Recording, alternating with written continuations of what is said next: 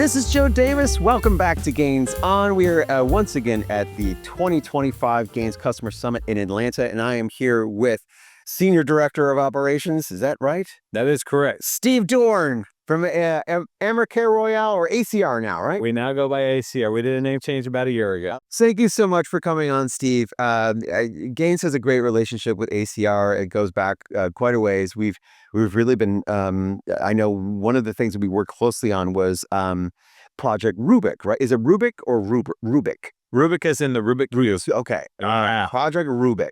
Can you tell me a little bit about what that was? Sure, absolutely. So Project Rubik was a network design effort that we undertook in 2021. Okay. And that was also the same year that we went live with the Gain software application. So we were very ambitious that year, but we also knew through COVID, this was our opportunity to really change who we were and where we were headed so that we could be better positioned as we came out of, not out of Gains, but out of COVID for the benefit of our company.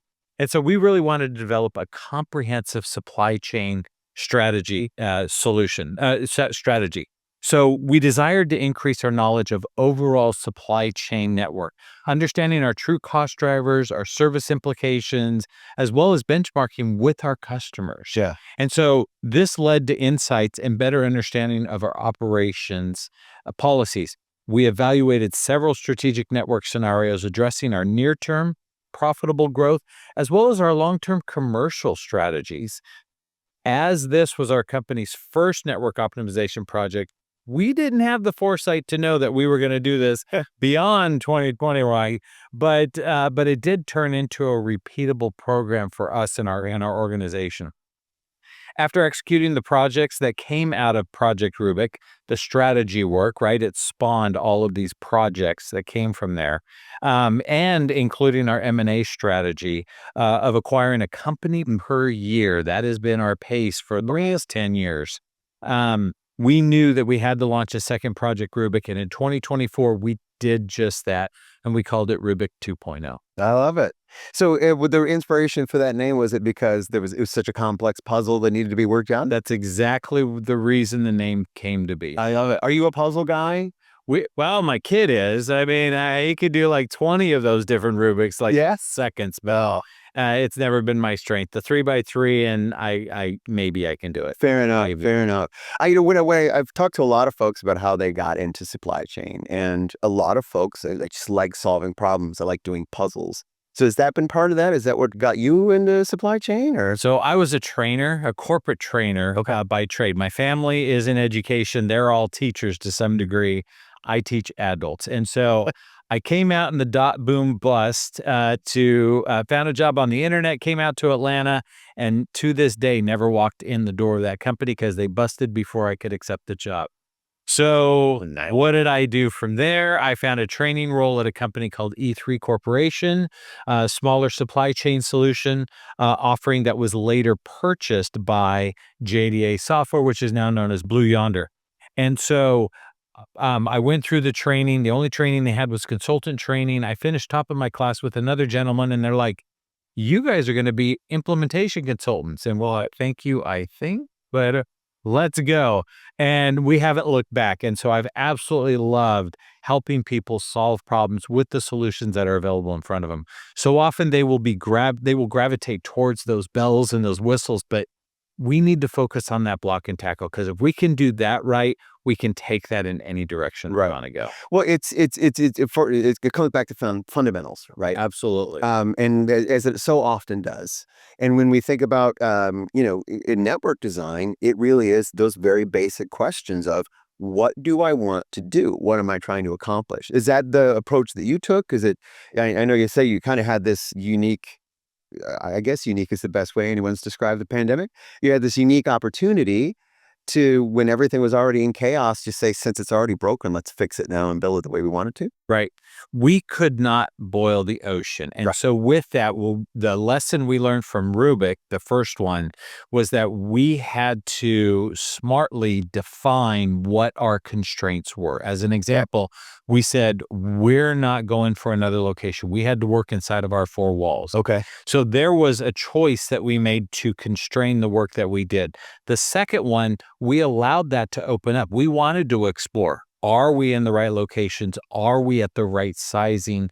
Do we need to expand? Do we need to move? Do we need to close?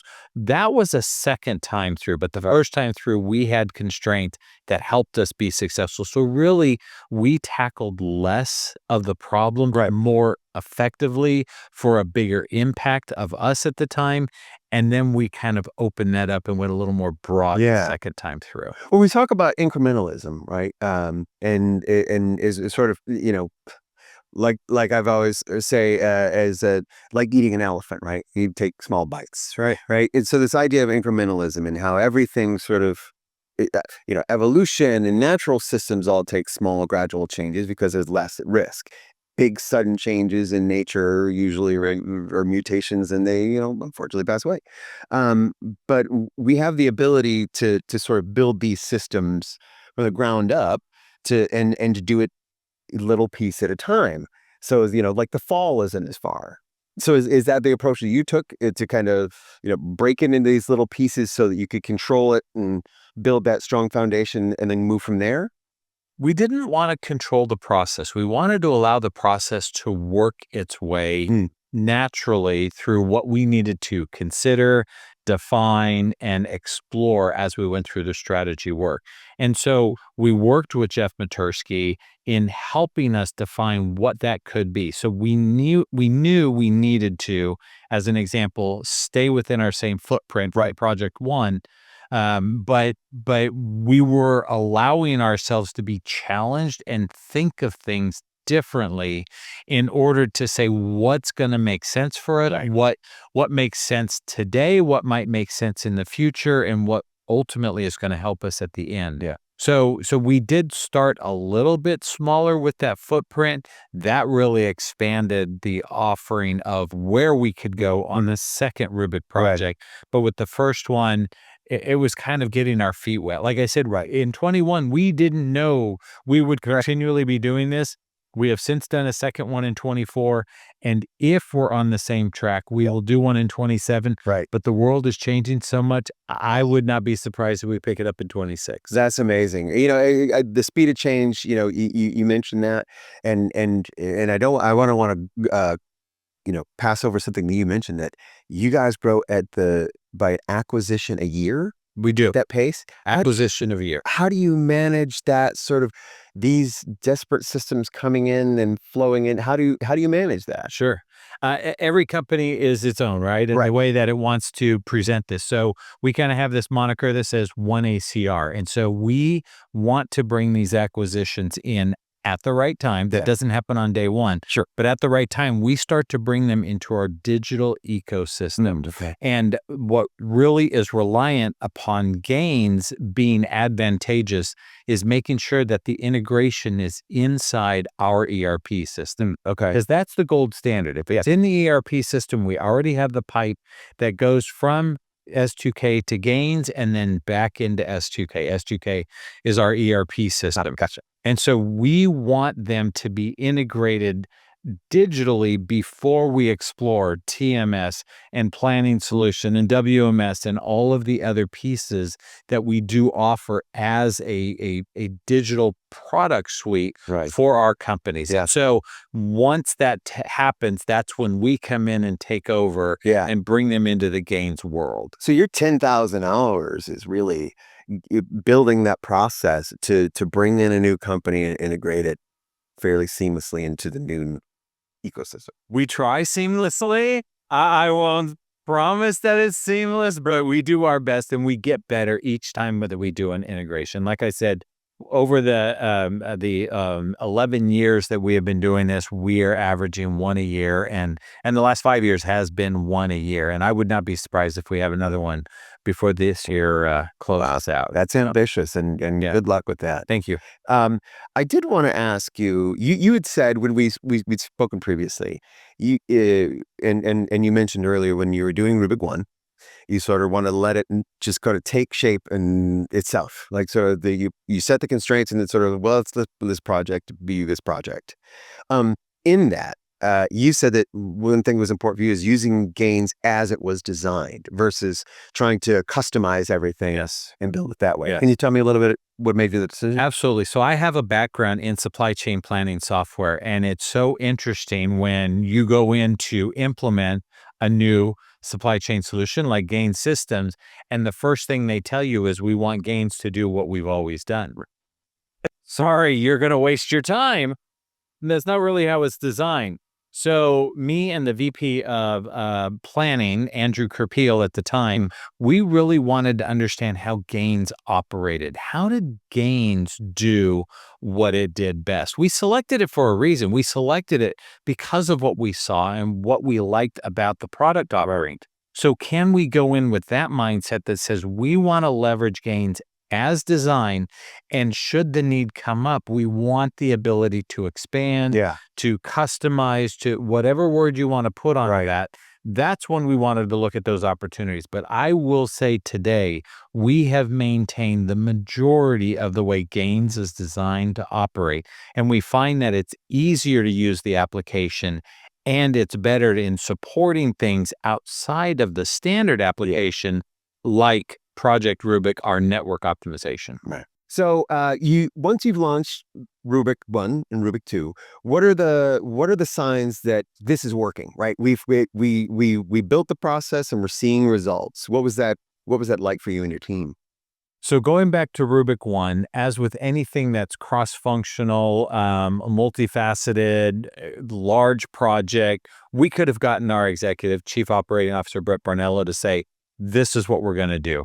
But we just felt that was the wrong way to do it. We really wanted a collaborative partnership Right. across the organization, from finance to commercial to HR to all of those touch points that can partner with operations in order to develop and design a successful program.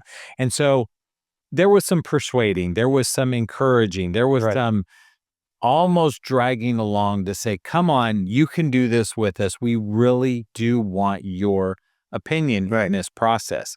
Coming to the second one, that was totally different. When we said we were going to launch Rubik 2, hands were raised, and I'm talking ZP and executive level going, how do I sign up? How do I get on that project team? And we're like, really?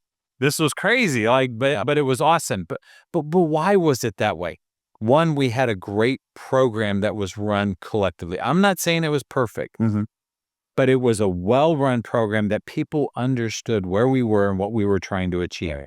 Then when they saw the results, that's what sold them Right. on this program called Project Rubik. And so we went into Rubik 2. I had the hands raised. We had to actually hold some of the folks back going, we can't have a project team that size, but it was really cool because we got the folks in there and they were selling Rubik to the organization. Ah. We as a project team and Brett as a sponsor didn't have to do that. Yeah. It sold itself. And so from that perspective, when you talk about success that comes out of this type of work, we had numbers that said fill rates increased up to 98%. We were maybe around 70. So we got up to 98%. Inventory was reduced by 25%. Outbound freight and warehousing expenses fell 27%. And split orders, where we were filling orders out of multiple warehouses, fell to under 10%. Now, all of that to say is we got those success numbers from when we started Yeah. and still supported 2x in sales. That is our story. That is the benefit of these Rubik projects. Yeah. And I can promise you, when we do Rubik 3, whenever that happens to be, 26. we're going to have to beating down these guys to go, no, we can't have everybody in the project. Yeah. Let's make sure we've got the right folks. Well, that's what I would say. Success is addictive, right? Yeah. You get a little bit of taste of like that improvement, and you're able to see those numbers, and you go, "Oh," you get hungry for more, right? And what we've talked about in every one of these sessions is what helps people to evangelize and to buy in is to show them what's in it for them. If what does a 25% savings for you look like? Yeah, wow, whoa.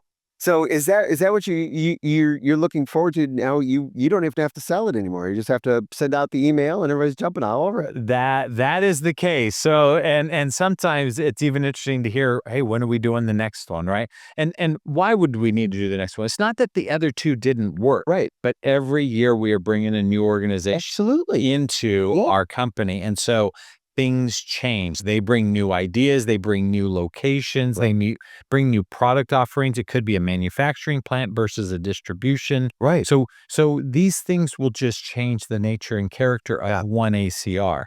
So if we go back for just a second and we talk about this design work, we as a company are really a conglomerate of founder-led, family-owned businesses that care about their customers. Yeah. So first and foremost, we would do whatever it takes to service our customers. And though that is a noble aspiration, All right. it is not profitable or sustainable, right? Fair. So we really wanted to apply those learnings to really set standards that permeated the company, that went across, so that we as an organization knew how we were going to respond at Right. any point in time. Right. We had our playbook. Right. And because we were confident in how we were going to react, the customer knew what to expect. Right. And there were not any surprises. Yeah. So it was a two-way street with our customers, showing them the benefit of this program. So what are we doing next, right? Love to. So right now, what have we done from 21 to 24? We feel like we've done a lot, right? We have done system integration in 2021. We did a health check 18 months later with Jeff Gause that had some tremendous successes for us as an organization using the application. So we have done 2 network optimizations, Rubik and Rubik 2.0, and we continue to do M&A integrations into our organizations. So we are fully on board with Gains and where Gains can help us grow and deliver on our commitments to our customers. But what's next? Yeah. We have just begun. Last week, we kicked off lead time prediction. So we are heading down that path. Great. So that's a Q4 effort. In Q1, we want to finally upgrade to Gains X. And then in Q2, we have another acquisition that we want to bring into our organization, into Gains. So it's in the ERP, but now it's time to get it into Gains. Very cool. So then where do we go from there, right? I mean, Yeah. that's already enough work, that's a lot. a simulation. But we are hearing so many great things coming from Gains at this conference that it's like, okay, we got to get our heads wrapped around what it can be beneficial, in what order, and start to have our long range plan, 1 to 3 years, that says, where do we continue to engage with the Gains application? And the last thing I wanted to leave you with is that when we sought out a supply chain planning solution software provider as Gains, Yeah. we considered 5 different organizations. And the thing that attracted me most to Gains is they wanted a collaboration. They wanted to be a partner with us, which is number one in my book. I came from that space and I hated that customers were a number. But with Gains, we have had a collaborative partnership relationship since day one that every time we engage in some regard just continues to strengthen. We are growing by the way you guys are growing and giving us new functionality and characteristics. You guys are also growing by listening to us. And we heard some great stories this morning about where those partnerships are that we are giving you customer feedback to consider putting into your product offering for the benefit at all. So we just love this. We have been just thrilled that we landed with Gains and have had such an amazing relationship with you guys. Yeah, and the feeling is mutual, but I'm not as eloquent as you are. Steve, thanks so much for coming. I appreciate it. Absolutely. Steve, everybody, Steve Dorn.